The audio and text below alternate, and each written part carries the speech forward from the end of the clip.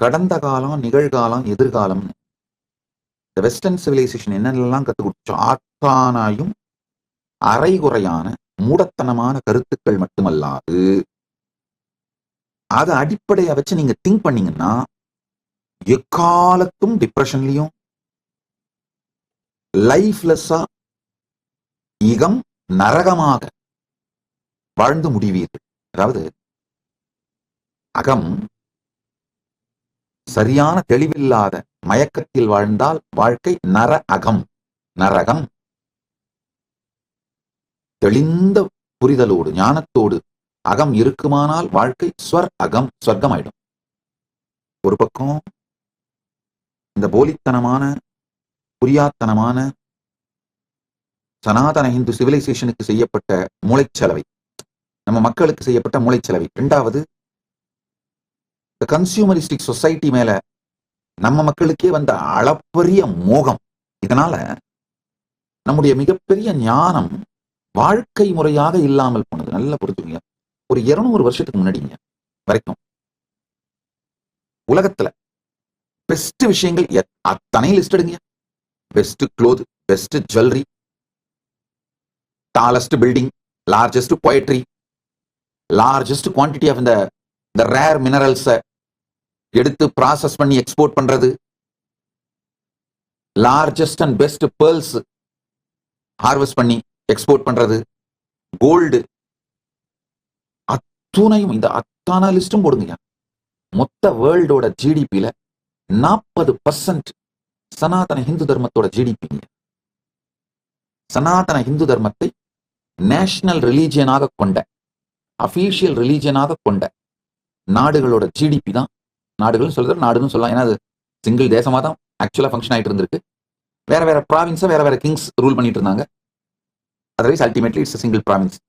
இந்த Hindu civilisational nation அதோட GDP வேர்ல்டோட ஜிடிபியில 40%.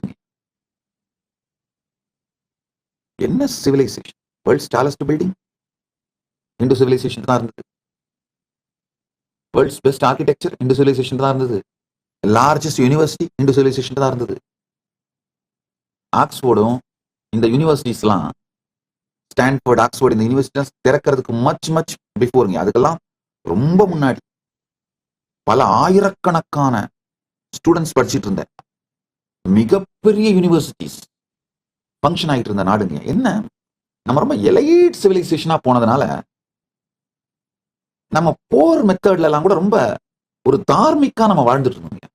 ஆக்சுவலா இந்த வார் மெத்தட்ல இருக்கிற தர்மாவை வச்சுதான் நான் சொல்றேன், இது ஒரே நாடு, வேற வேற ப்ராவின்ஸ்ல வேற வேற பீப்புள் ரூல் பண்ணாங்கன்னு. காரணம் என்னன்னா, ஈவன் போர்ல கூட same law was followed through out this whole Bharat. External affairs, வெளிநாட்டு உறவுகள், மற்ற நாட்டு உறவுகளை பற்றிய பாலிசி, இல்ல போர் பாலிசி, இது எல்லாமே இந்த பாரதத்துக்குள்ள ஒன்னாதான் இருந்தது. அதனால இதை ஒரு தேசம், தனித்தனி பிரதேசம் அப்படி வேணா சொல்லிக்கலாம். வேற வேற பிரதேசங்கள், வேற வேற பேர் ஆண்டார்கள், ஆனா ஒரு தேசமா இருந்தது. ஆனா அந்த இன்வேடர்ஸ், இஸ்லாமிய தீவிரவாதிகளும் கிறிஸ்தவ கொடுங்கோலர்களும் வந்து நம்ம எலைட் சொசைட்டியை சின்னாபின்னமாக்கி நினைத்து பார்க்க முடியாத பேரழிவை தந்து விட்டார். ஆனா ஒரு கொடுமை தெரியுமா, இன்னமும் அதுல இருந்து வெளியில வராம இருக்கும். தக்ஷசீலா யூனிவர்சிட்டிய ராமாயணம், மகாபாரதம் ரெண்டுத்திலையும் மென்ஷன் பண்ணப்படுது. மகாபாரத டாக்குமெண்டேஷன் படி 10,500 ஸ்டூடெண்ட்ஸ் இருந்தாங்க அந்த டைம்ல. அதே மாதிரி டெல்ஹாரா யூனிவர்சிட்டிய Chinese travels, Hiuen Tsang, I-tsing, இவங்கெல்லாம் அவங்களுடைய டிராவல் அக்கௌண்ட்ல மென்ஷன் பண்றாங்க. நலந்தா யூனிவர்சிட்டியை டாக்குமெண்ட் பண்றாங்க. சாரதா பீட் டெம்பிள் யூனிவர்சிட்டியை டாக்குமெண்ட் பண்றாங்க. ஆதிசங்கராச்சாரியாரே இந்த சாரதா பீட் டெம்பிள் யூனிவர்சிட்டியில தான் 6th செஞ்சுரியில படிச்சிருக்காரு. Of literary records. Sharada Peeth temple university அட்லீஸ்ட் 2500 இயர்ஸுக்கு இருக்கு. நல்லா புரிஞ்சுக்கோங்க.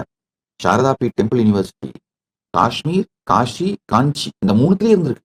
மிதிலா யூனிவர்சிட்டி, மிதிலா நேபாளில் இருக்கிற மிதிலா யூனிவர்சிட்டி இருந்திருக்கு. ஏனியா சொல்ல வருகின்ற இந்த சத்தியங்களை புரிந்து கொள்ளும். நீங்க நினைச்சிட்டு இருக்கிற உங்க வாழ்க்கையில கடந்த காலம், நீங்க உங்க வாழ்க்கையில நினைச்சிட்டு இருக்கிற எதிர்காலம், உங்க எதிர்காலம் வேற ஒண்ணும் இல்லைங்க. உங்களுடைய விருப்பத்தையும் மீறி உங்க மனம் உங்களை கடத்திட்டு போய் வச்சிருக்கிற இடம் தான் எதிர்காலம். எதிர்காலங்கிற சிறையில இருந்து உங்களை விடுவிக்கவே விடுவிக்காது. நீங்க எப்ப எந்த வாழ்க்கையில இது வந்துருச்சுன்னா வாழ்க்கையிலேயே செட்டில் ஆயிடுவேன், பெரிய நிம்மதி ஆனந்தமா இருப்பேன்னு நினைப்பீங்க. அது வந்த உடனே 24 மணி நேரத்துக்குள்ள உங்க மனசு என்ன பண்ணும்? உங்களை திரும்ப கடத்திட்டு போய் அடுத்த எதிர்காலத்துல வச்சிரும். 24 மணி நேரம் நான் சொல்றதெல்லாம் ஜாஸ்தி. 10 நிமிஷம் தூக்கிட்டு போயிடும். இதுக்கு காரணம் உங்களுடைய அறியாமை மட்டும் நினைக்காதீங்கயா. உங்களுக்கு அறிவிக்காமை. உங்க எஜுகேஷன் சிஸ்டத்தை கேள்வி கேளுங்கயா. அதாவது கொஸ்டின் பண்ணாம நீங்க ஏத்துக்கிட்ட அசம்ஷன்ஸ், உங்க மேல திணிக்கப்பட்ட அசம்ஷன்ஸ் உங்களை சிதைத்து சின்னாபின்னமாக்கி விட்டது. அந்த அசம்ஷன்ஸ் தான் உங்க வாழ்க்கையில நீங்க படுற எல்லா பிரச்சனைகளுக்கும் காரணம். சாதாரண டயபெட்டிஸ் இருந்தா கூட சரிங்க. இப்போ ஏகப்பட்ட ரிசர்ச்சஸ் வருது. குளோபல் மீடியா சொல்லுது, colonisation is responsible for the diabetes in South Asian Nations. நீங்க கேப்பீங்க, என்ன சாமி சொல்றீங்க? டயபெட்டிஸுக்கும் நம்ம கிறிஸ்தவ கொடுங்கோலர்கள் ஆட்சிக்கும் எப்படி சாமி சம்பந்தம்? நல்லா புரிஞ்சுக்கோங்க. பல குளோபல் மீடியா சேனல்ஸ் சொல்றாங்க, நம்முடைய DNA especially India, Pakistan, Bangladesh, Sri Lanka, அந்த காலனைஸ் பண்ணி வச்சிருந்த கிறிஸ்தவ கொடுங்கோலர்கள் காலனைஸ் பண்ணி வச்சிருந்த அந்த நாடுகள்ல 25 ஃபெமைன், தொடர்ந்து 25 பெரும் பஞ்சங்களை ஆர்டிபிஷியலா உருவாக்குனாங்க. அப்ப என்ன ஆச்சுன்னா, நம்முடைய டிஎன்ஏ ஜீன்ஸ்லாம் ஸ்டார்வேஷனுக்கு அடாப்ட் ஆயிடுச்சு. ஒண்ணு, பல கோடி பேர் செத்தாங்க. இருக்கவங்கலாம் அவங்களுடைய டிஎன்ஏ ஸ்டார்வேஷனுக்கு அடாப்ட் ஆயிடுச்சு. ரெண்டு கேளுங்க, பிரிட்டிஷ் அதாவது கிறிஸ்தவ கொடுங்கோலர்கள் உருவாக்கின ஆர்டிபிஷியல் ஃபெமைன் பாரதத்துலங்கயா. கிறிஸ்தவ கொடுங்கோலர்கள், நீங்க நல்லா புரிஞ்சுக்கணும், கிறிஸ்தவ கொடுங்கோலர்கள் ஆப்பிரிக்கர்களை மட்டும்தான் அடிமைகளா மாத்தி வித்தார்கள்னு தயவு செஞ்சு நினைச்சிட்டு இருக்காதீங்க. லட்சக்கணக்கான இந்தியர்கள் அடிமைகளாக மாற்றப்பட்டு கரீபிய நாடுகளுக்கும் மலேசியா மற்ற பல நாடுகளுக்கும் அடிமைகளாக கொண்டு செல்லப்பட்டார்கள். அந்தந்த நாடுகளோட வரலாற்றை பாருங்க. பிஜி, மொரீஷியஸ், கரீபிய நாடுகள், அவங்க நாட்டோட வரலாறுகள்லாம் பாருங்க. இந்த ஆர்டிபிஷியல் ஃபெமைன், அதாவது செயற்கையாக உருவாக்கப்படுகின்ற பஞ்சத்தினால அவங்க என்னென்ன அச்சீவ் பண்ணாங்கன்னு பாருங்க. இந்த கிறிஸ்தவ கொடுங்கோலர்கள் ஒண்ணு, பெரும் மக்களை அழித்தார்கள், சாகடிச்சிட்டாங்க. அழிச்சிட்டாங்க. மிச்சம் இருக்கவங்களுக்கும் லைஃப்ல கான்பிடன்ஸ் இல்லாம அவங்க முதுகெலும்பு உடைச்சிட்டாங்க, சைக்கலாஜிக்கலா அவங்களை உடைச்சிட்டாங்க. சோ அவன் சோறு கிடைச்சா போதும், எதுவுமே எதிர்த்து போராடத்துக்கு அவனுக்கு மனதிலேயோ உடம்புலயோ சக்தி இல்லாம சின்னாவினமாக்கிட்டாங்க. இன்னொரு முக்கியமான விஷயம், சாப்பாட்டுக்கு வழி இல்லாம அவனை மாத்தின உடனே அவன் அடிமையாக இருப்பதற்கு தயாராயிட்டான். அவனை அடிமைகளாக மாற்றி பல நாடுகளுக்கும் வெறும் உணவுக்கு, வெறும் சாப்பாட்டுக்கு மட்டும் உத்தரவாதம் கொடுத்து தூக்கிட்டு போனாங்க, அடிமை வேலைக்காரர்களாக. இந்த மாதிரி பல கொடுமைகள்ல என்ன நடந்ததுனாங்க, அதாவது 89 ஆண்டு கிறிஸ்தவ கொடுங்கோலர்கள் நேரடியா ஆட்சி செஞ்சப்போ 25 மிகப்பெரிய செயற்கையான பஞ்சங்களை உருவாக்குனாங்க. அந்த செயற்கையான பஞ்சங்கள்ல 60 மில்லியன், அப்படின்னா 6 கோடி பேர் செத்து போயிட்டாங்க. இது இயற்கை பேரழிவு கிடையாது, செயற்கையாக பிளான் பண்ணி கிறிஸ்தவ கொடுங்கோலர்கள் உருவாக்கின பஞ்சத்தினால, செயற்கை பஞ்சத்தால நடந்தது. ரெண்டாவது, இந்த பஞ்சம் மொத்த சவுத் ஏசியாவோட பயாலஜியே மாத்திருச்சுங்க. எப்படின்னு ஒண்ணுன்னா சொல்றேன், புரிஞ்சுக்கோங்க. 1943 பெங்கால் ஃபெமைன்ல மட்டும் 3 மில்லியன் 30 லட்சம் பேர் செத்தாங்க. கிறிஸ்தவ கொடுங்கோல் அரசு சாப்பாடு மொத்தத்தையும் தூக்கிட்டு போயிட்டு, இங்க விளைஞ்ச உணவு மொத்தத்தையும் எடுத்துட்டு போயிட்டு அவசர உதவி கூட கொடுக்க முடியாதுன்னு மக்களை சாகடிச்சாங்க. இன்னொரு கொடுமை, பல நேரத்துல உணவை எடுத்துட்டு போய் கடல்ல முழுகடிப்பாங்களாம். ஏன்னா அப்பதான் இவங்க சாகணும் அப்படின்னு, நாம சாகணும் அப்படிங்கிறதுக்காக கடல்ல எடுத்துட்டு போய் உணவை முழுகடிப்பாங்களாம். நல்லா புரிஞ்சுக்கோங்க. இப்ப நீங்க கிறிஸ்தவர்களாக மாறி மதம் மாறி, இஸ்லாமியர்களாக மதம் மாறி, அல்லது நாத்திகர்களாக மதம் மாறி அதே கிறிஸ்தவ கொடுங்கோல் ஆட்சியை, அவர்களுடைய பாலிசிஸ சப்போர்ட் பண்றவங்களா இருந்தா கூட நீ மனத்தால் வேணா மாறிடலாம்.